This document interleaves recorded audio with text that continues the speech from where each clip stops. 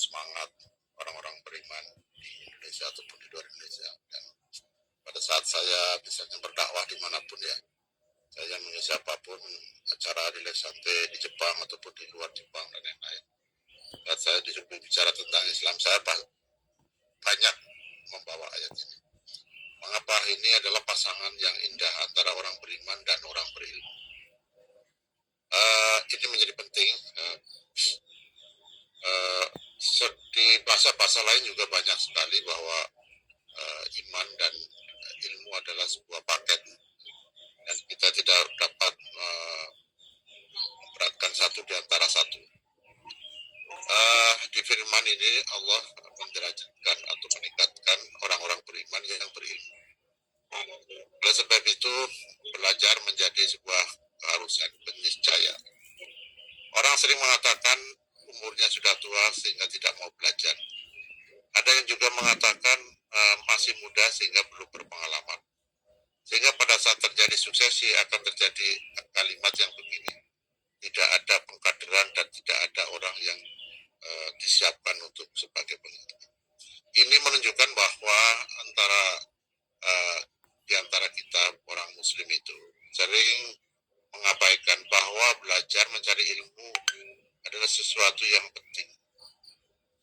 Nah, mengapa ini menjadi kunci?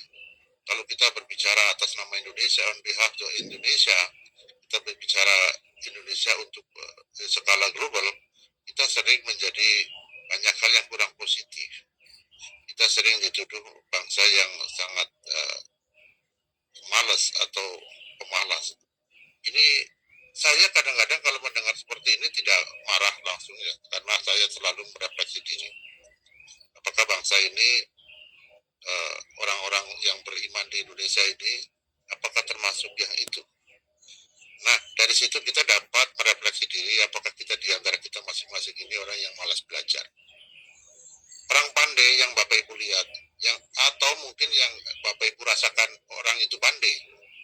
Ya, orang pandai atau orang-orang yang Bapak Ibu rasakan bahwa orang itu pandai. Orang yang dirasakan bahwa mereka pandai atau orang itu benar-benar pandai, itu pasti dari hasil belajar. Ya, dari hasil belajar. Nah, kita sering menyadari bahwa di waktu muda, kita sering hilang masa-masa itu. Masa-masa itu. Saya 1 jam misalnya, nganggur saja, tidak ada sesuatu, tidak membaca atau apa yang masuk itu, saya sudah merasakan rugi banget. Ya.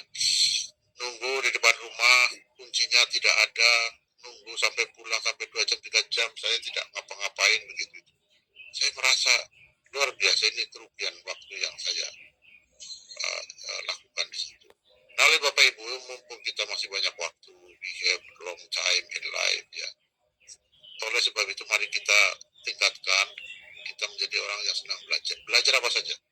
Karena itu akan dapat ditulis, akan dapat kita tularkan untuk siapa saja.